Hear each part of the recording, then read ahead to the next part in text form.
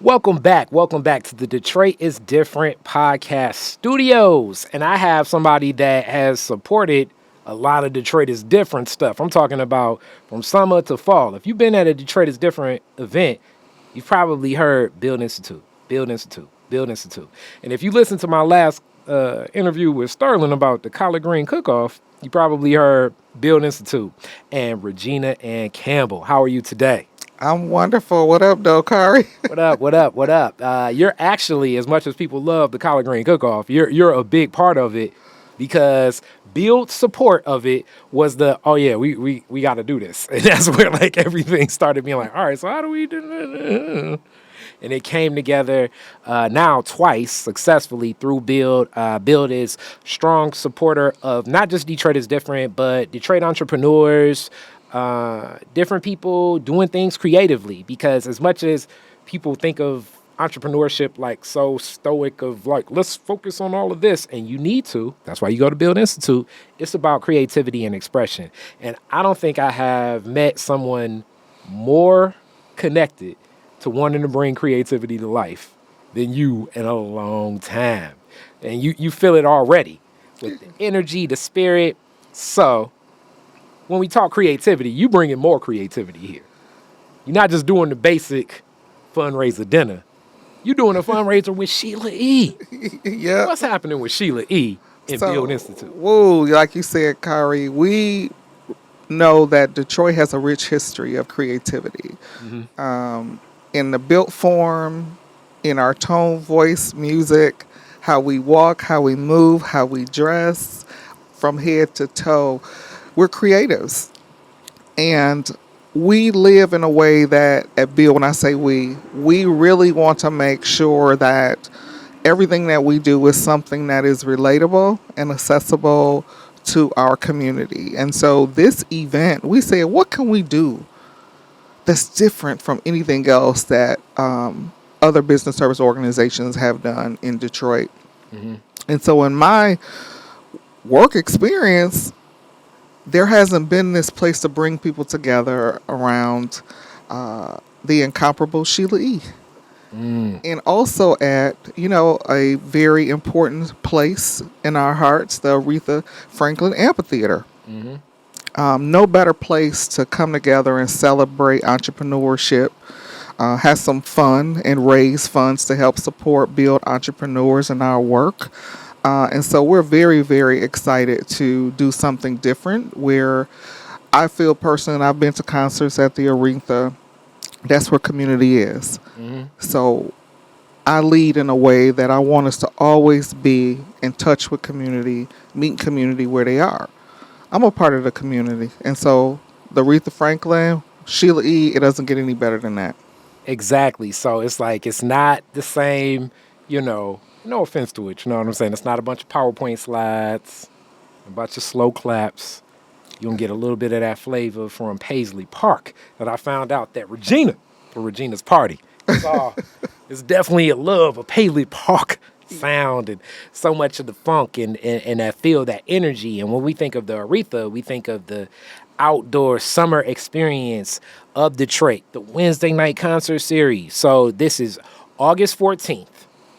That night, you're going to connect not just with Sheila E. and be holly rocking and all of that stuff. You're going to also be connecting with Build. So you're helping the full ecosystem of not just Detroit entrepreneurship, but even over and beyond. So like how business people such as myself, like I say, these creators that have ideas that it's like, okay, we got to go from here to there. How they get from here to there is with what we know, resources we have, and access to opportunity. And guess who's giving us something to know? Access to resources and access to opportunity. It's Build Institute. So I'm going to strongly suggest, if you want to meet me and a lot of my Grandma Street team and the Detroit is Different people, will be in effect, and we're not going to be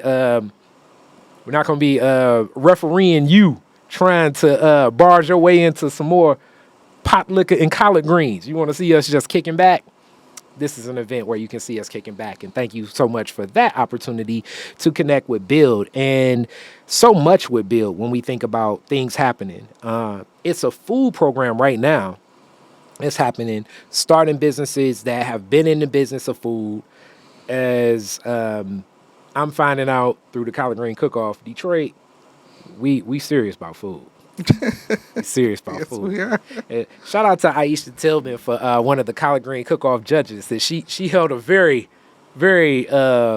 contentious position as a judge in that food space. What's happening with the food course at Build? Because you're teaching people how to further grow in a business that can be more difficult than many. So thanks for the question. I think, we've had this conversation, Kari. We believe in looking at data to inform and Bill's path forward. So, we know the story of Bill starting in 2012 as a program and helping a lot of people launch their ideas in the marketplace. And many of the ones that people go to now from, Good Cakes and Bakes and a variety, Sister's Pie. We could go on and on and on about them starting and getting to a certain point of proof of concept. During my tenure at Build, we started to look at the data that showed that there were existing businesses called micro entrepreneurs that needed resource, right? And so not only through that data and curated conversations with alumni, they're like, it's getting very difficult. We're past proof of concept. We not yet at growth or high growth stage. We need support in the middle. And so my team and I, we dug in and found that there weren't any programs that supported people after proof of concept in market micro. So micro is less than $250,000 in annual revenue, less than 10 employees, and most of them are solopreneurs. Where is the deep dive support of team and, capital and a variety of things so they can jump to growth and or high growth if they desire? So we created some programs. But first, let me talk about the food program you talked about, right? Oh. And so we believe in collaboration and partnership. And so Good Food Fund, and his name is Aaron Jackson. We partner with them to launch a food cohort with businesses in there, again, who are already in the restaurants. They're already making food products to get that second stage of support to figure out, how do they grow? How do they scale their business, right? And let me explain why this is so important to us as Detroiters. It's important to us because post-COVID, it's a lot of restaurants that we loved, a lot of people that did pop-up businesses that we loved. And you drive to that location, and it's not there. And you thinking to yourself, okay, I'm going to go in the kitchen and try to rework this myself. And you fail.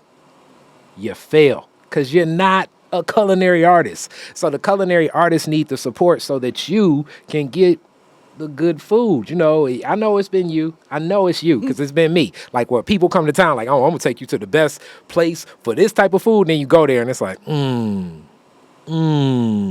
you end up taking them to a chain food. And it's like, oh, man, they got Fridays where I'm from. And it's like, So I just want to add that accent to the color commentary so that we can know how important it is that we not only just want these entrepreneurs to thrive because we want to see Detroiters thrive, but we want some good food in our city because who wants to go out and eat some bad food?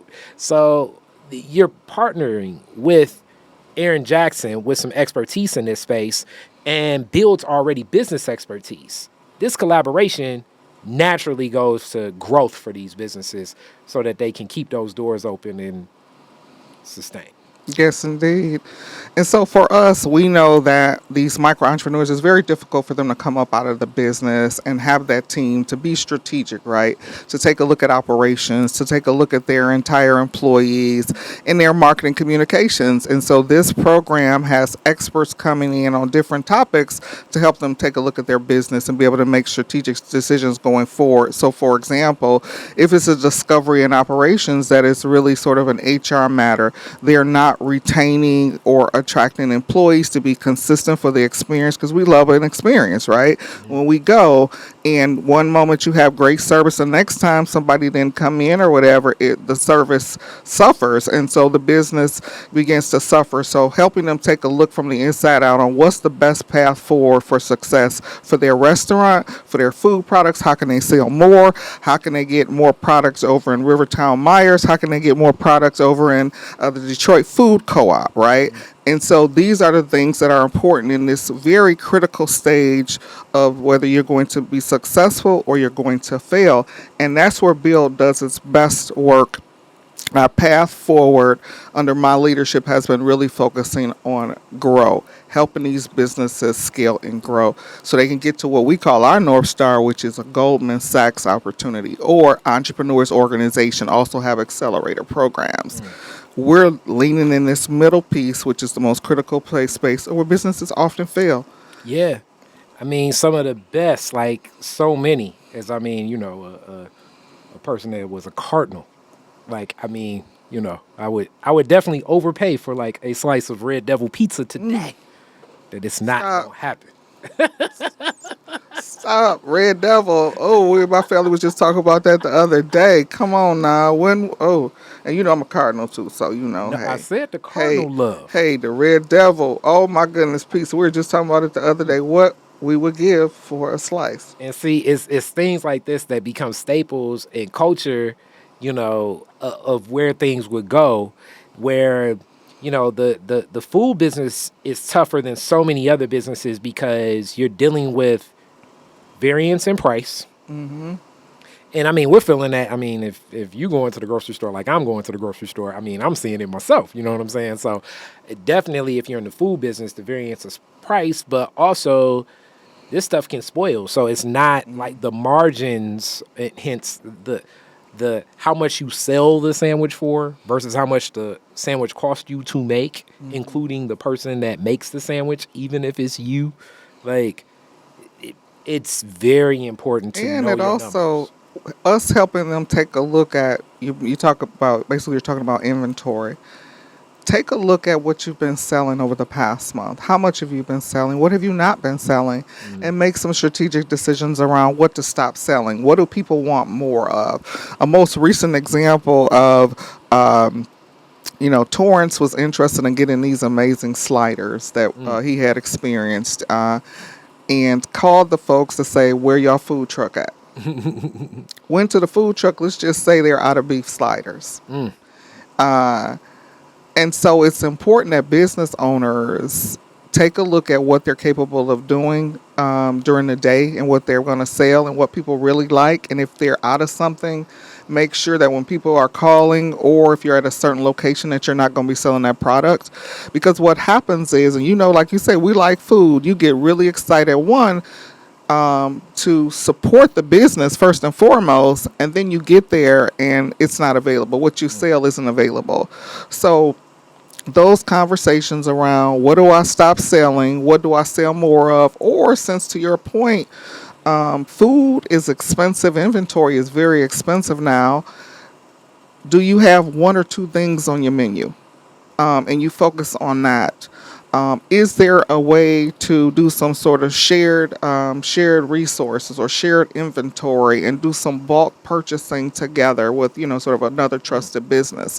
When you talk about collaboration and partnership, the only way that we are able to do this work is through partnerships. We've partnered with you to accomplish and do things for community. The Collard Green Cook-Off is one of those ways that we do that we could not do alone, right?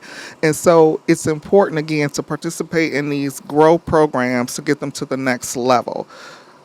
Kari, you know me, you know our team. It's like this is so important to us, both from being able to help people develop their businesses so they can provide for themselves and their families. But for me, this has been a calling since 16. Some people didn't see Detroit at a time when there wasn't no vacant lots. We didn't have what they call today as food deserts. You could live like anywhere and have food, retail, everything you needed. And so I grew up at a time when not only did I work in those retail corridors, I also saw people gainfully employed. So for me and how I lead and how I move is always about community building, not just about the ROI for, local economies. It's also about creating jobs for folks to have a quality of life. We know that when communities thrive, it's because people are able to feed their families, right? And and do some leisure and engage. And so for us, it's an ROI, but it's also a social return on investment on our why we do things. And also in business, it's the one place you can go in, and I've said this before, much like an arena where people are see somebody they know, like, hey, Kari, what's up at the game, or meeting new people who sit next to you who you don't know, and you're building relationship. Going into that coffee shop, that retail spot, or these different pop-ups, again, business. I see somebody I know, what up? And or you meet somebody new. It's a way that brings community together. And we still here in Detroit, whether people like it or not, that there's two Detroits. In business, in local small businesses that cannot be outsourced, that's when we coming together. You saw it all around business with the NFL draft. So for me, I always look at businesses as essential, critical to communities just across the country. They are the ones that are creating 3-to-1 jobs for those in our communities, period, hands down.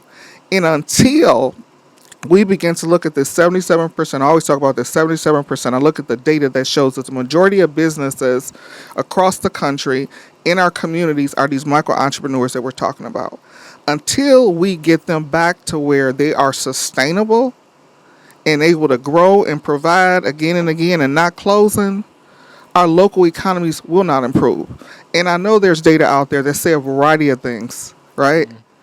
But if you look into the communities and you talk to these business owners, sometimes their doors are open. Sometimes they're not able to be open because they don't have employees. They're not able to grow. People love that pita sandwich they got, but they haven't had the resource to come on and how do I do more of these pita sandwiches? Maybe I stopped doing a salad on the menu because that's not what they're doing. So we've got to pay attention to the center part.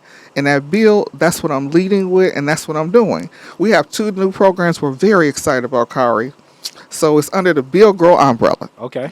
I talked a little bit earlier about, we started ideas, give people the proof of concept. I looked at all the data that said, my goodness, people are stuck in this micro entrepreneur space. How do we support them as Build? Because we deep dive. You know me, Kari, I'm deep. I'm not topical, like here you go, here's a few little things, you figure it out. We want to help you have a tangible result that can show in your business and you can be successful. So Build Grow. 2 particular programs. One is called Build Grow Focus. It's a 10-week cohort in the Central Michigan District of Ford.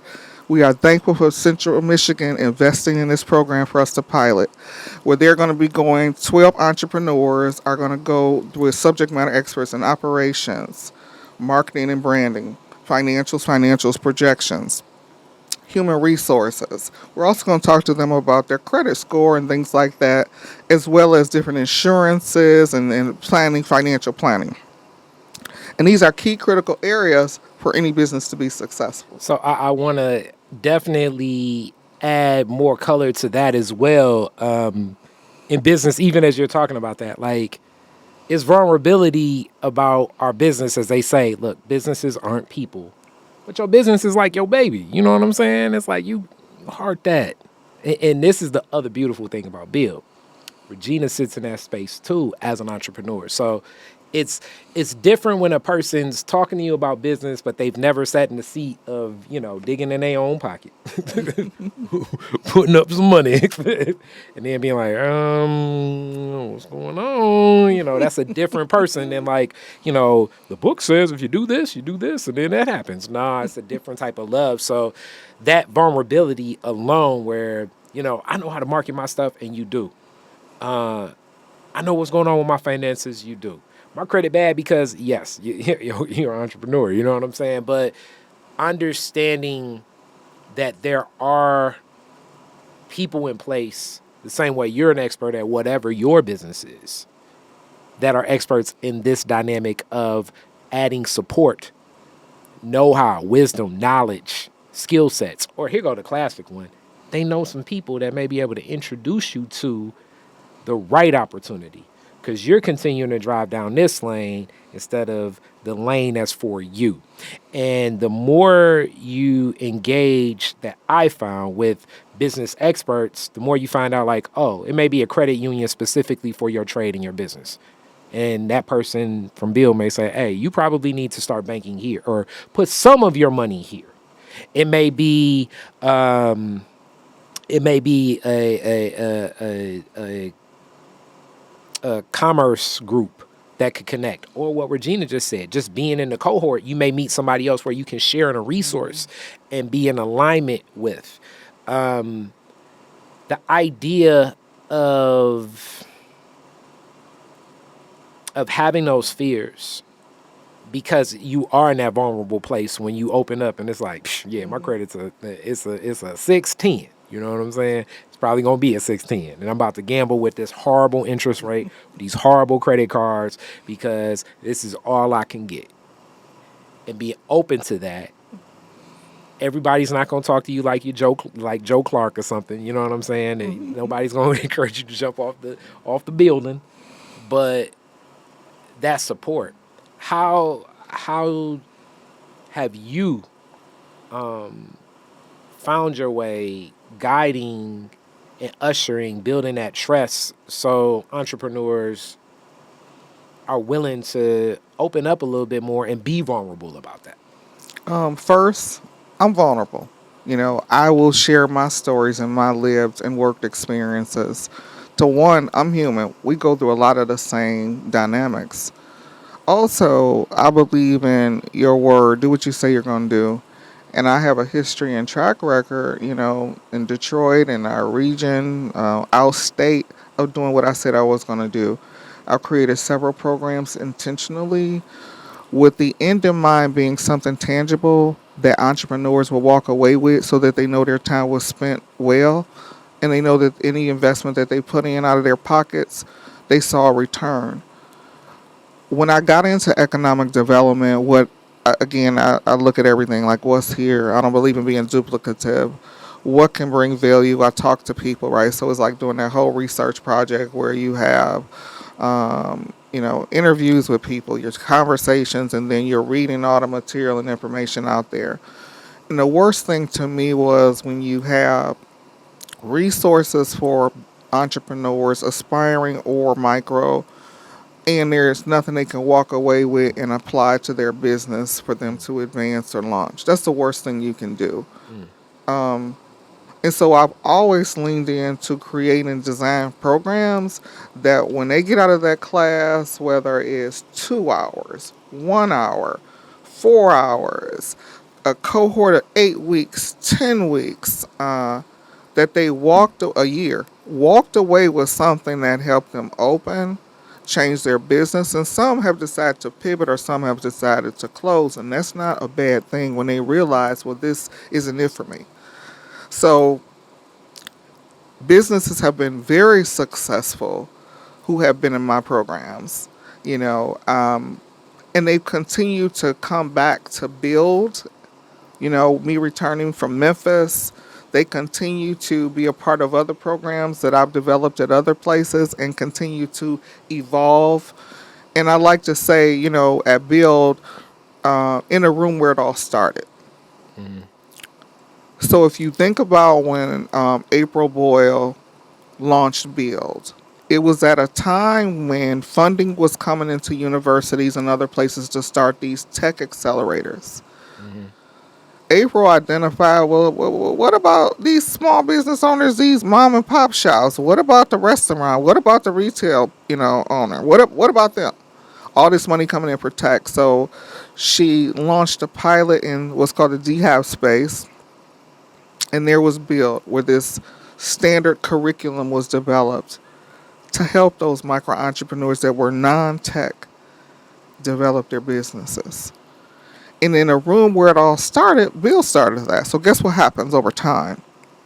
With Build being in the right place, right time, with the heart, and people being able to trust Build, others in the marketplace start putting more resources in to help these businesses. So you started one place, Build stopped at a certain point, you went on to other business service organizations who are now supporting these important, essential quality of life entrepreneurs, these creatives as well, because Build has also creative classes. And we have a whole thriving community from startup to grow up. And most of the businesses that are here, they started with Build. That's the reality of it. Now, guess what? The work that I've been doing, Now they can grow with us. And the ones who are 2,600 Bill grads, many of them like, where y'all in the middle? Now we have something in the middle for them to help them actually be able to grow. So they're not left on the vine, to just die. You got support here on the front end and on the back end. What about in here? And so that's where we lean in. We lean in intentionally. I think people can go by my record. They can go by, the work that I've done. They can go by how I am and I engage in community. And when they talk to me, I'm just a human being, who I feel like this is my calling. I care and want businesses to be successful. I want our communities to be successful, and have been very intentional on what I develop and how it's implemented.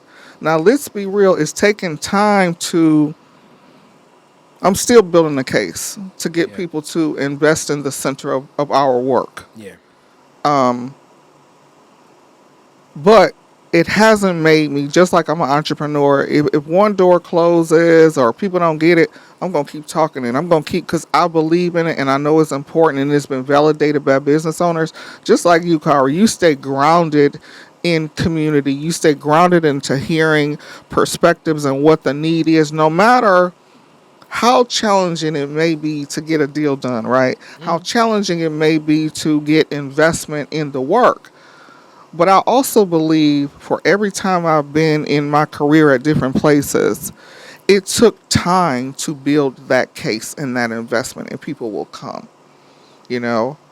I remember when I first launched the Detroit Entrepreneur Week, it was so hard to get people to sponsor that event. Mm-hmm. But in year 3, I had people coming to me like, Regina, why didn't you ask us to sponsor? And I'm thinking like, I did the first year and the second year, but you didn't. But hey, that's the nature of the work. But it doesn't stop us, right? It don't stop you. It don't stop me. And we are really at the point now where, again, Michigan Central, Ford, Nate Wallace, and Alondra, and have invested in this work. Detroit Means Business with the Small Business Hub dollars with MEDC have invested in another program that we're having to help people grow, a peer-to-peer program that we'll be having starting the fall. So again, didn't stop the work.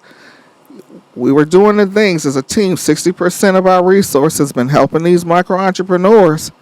And now we've formalized three specific phenomenal programs. One in partnership with Michigan Food Fund, Fair Food Network. One in partnership with Michigan Central in the Michigan Central District. And one with Detroit Means Business, Detroit Economic Growth Corporation, Dr. Marlowe and her team.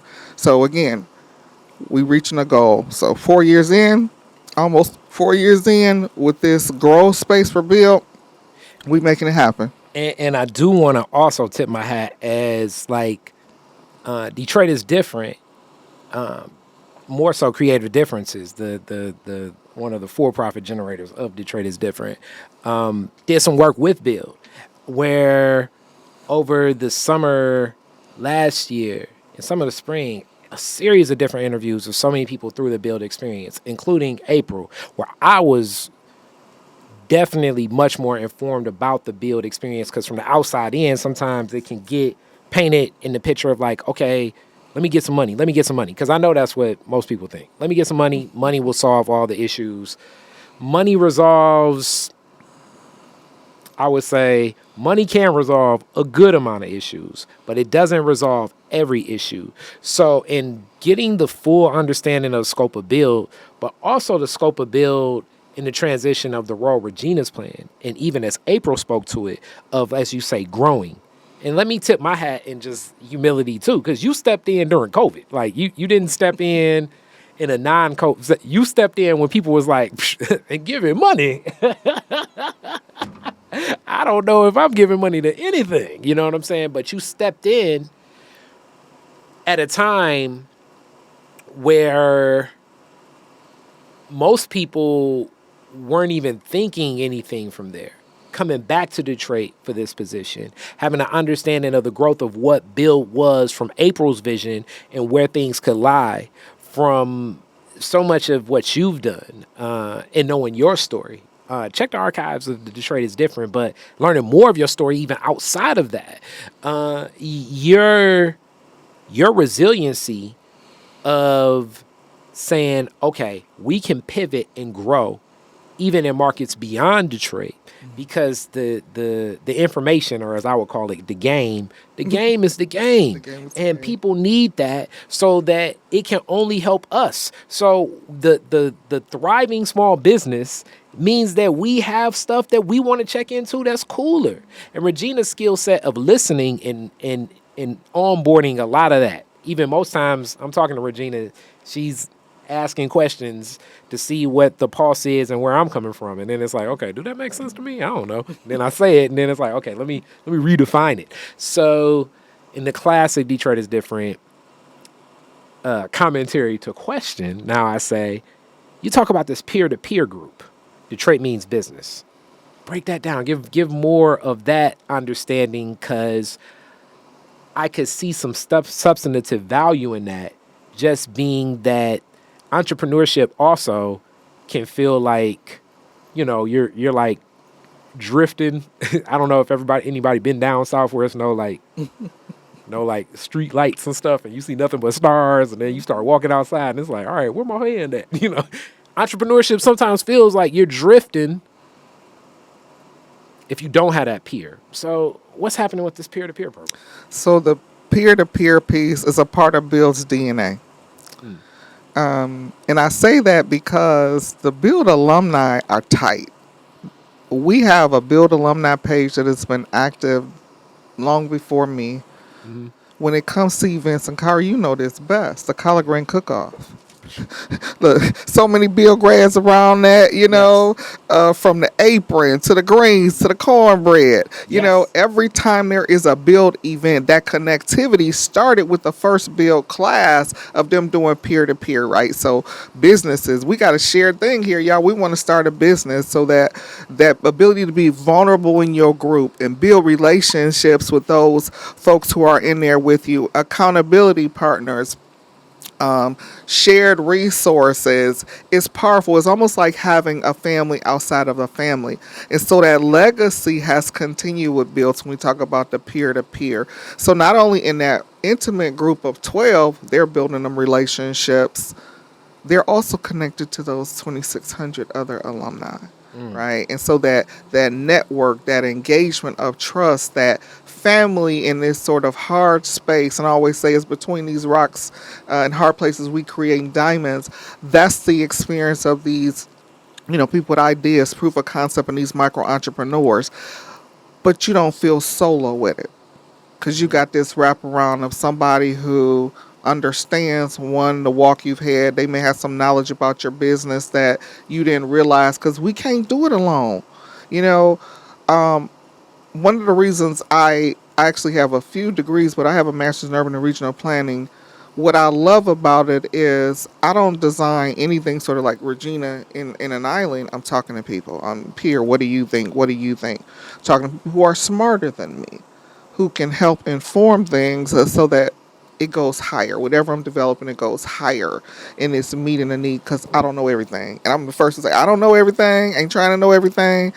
But I got people around me that can support me and lift me. So this peer-to-peer is important. It's no different than organizations. I'm a Delta.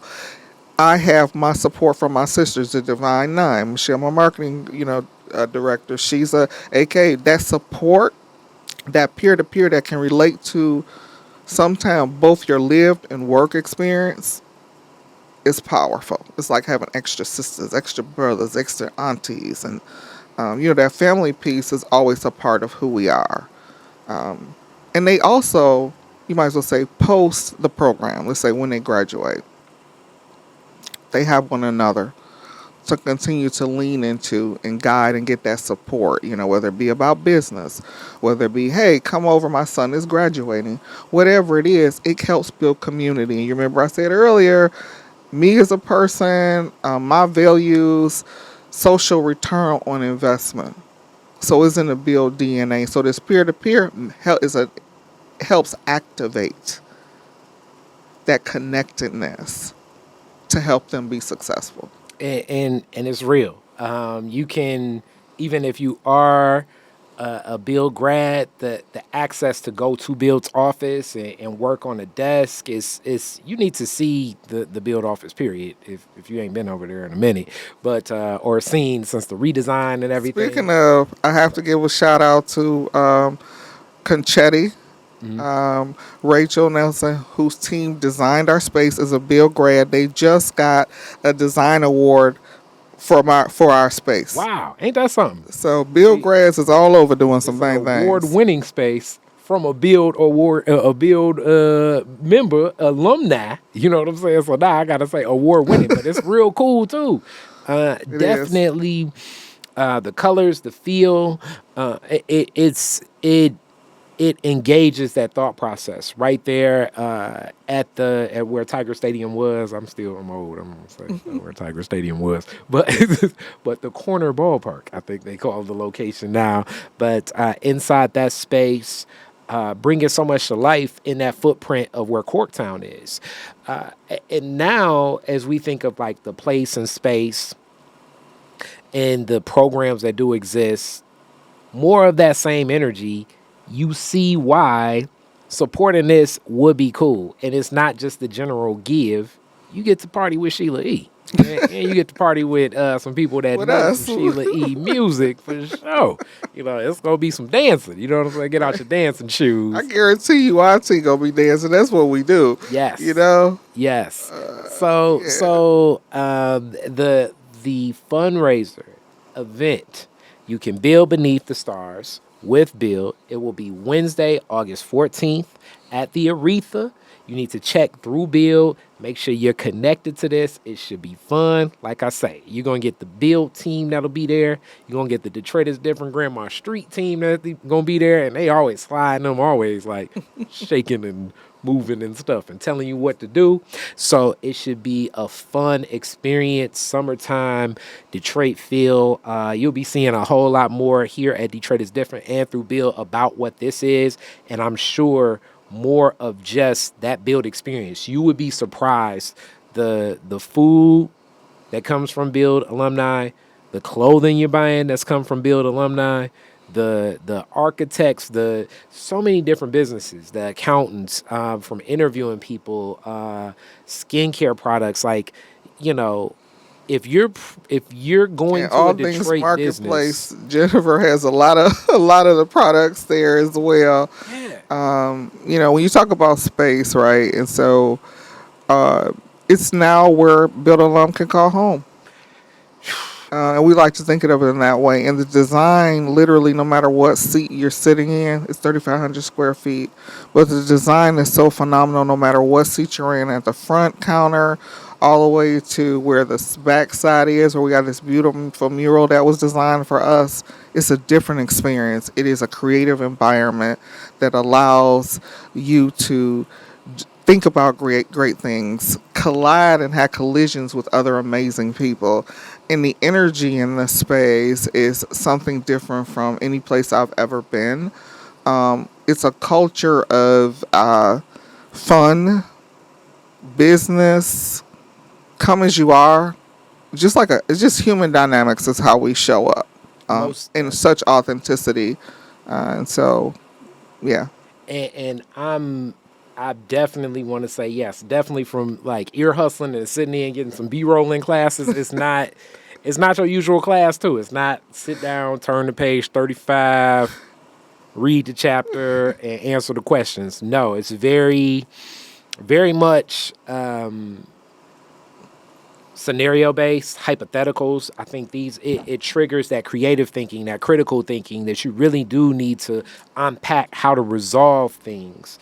Because entrepreneurship, that's the other thing. You're a risk taker, but you're always thinking on your feet. You know, it's not a okay secret that I feel, and I kind of get from my dad and my granddad too. It's not necessarily a right or wrong answer per se. It's the decision that you can believe in most, and that usually can guide where you're going, because it's hard to believe in something that don't fit for you. Hence back to the, like, if a business does close, that doesn't mean you're a failure. That's It right. doesn't even necessarily mean the business itself is a failure. That may mean the approach in which it was you were taking towards the market was not as organic as it needed to be, and you can become overwhelmed as we're seeing. And then to your point, you said the market, right? So the market, environmental conditions, consumer behavior. It's so many things, right? And so a closed business is not a failure. There's so many things that, people sometimes close and they learn and they start again. But it's not definitely a failure. I think when we all go to bed at night, it's with decisions whether in our workplaces, our family, business. If we've made the best decision that we could, that we know, based on what we had at that time, then We you can did live what with you that. could. You can live with that, and be able to talk about it and share it. Because I think what people think is that everything is just so easy because they see the businesses that are successful. They don't see, Kara, you behind the camera, like, oh my goodness, how are we going to move this way with this contract? Oh, we had this event coming up and I need to do this. And then you also have a team.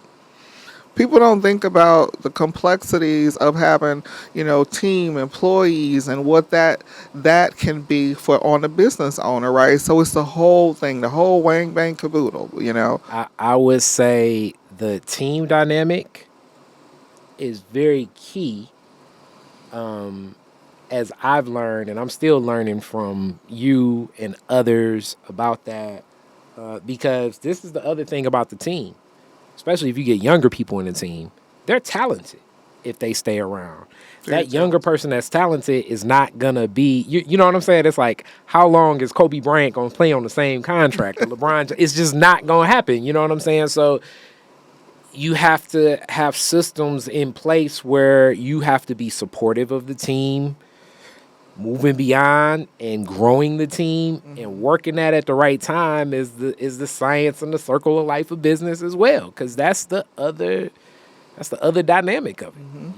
The other dynamic of it. And I really want to say, which this will be another podcast or another day, but that is one of the key things when I do talk to most business leaders in anything. It's not the money, it's not even the time. It's if we can tighten up the team. And the only way you really tighten up that team is by building community. Because by building community now, it's not like people are looking at work like it's work. Like, oh man, I got going to work. People are looking at it like, I'm going in to spend time with people I already have shared goals with, shared success with. Their opportunity is my opportunity. That rugged individualism is suppressed and a collective good is uplifted. So even as people move on to other opportunities, they'll show up and be like, oh yeah, I know this is coming up, so I'm gonna be at this. So you're gonna see a lot of Build alumni out supporting anything Build, and you're gonna see people that have worked with Build out supporting anything connected with Build.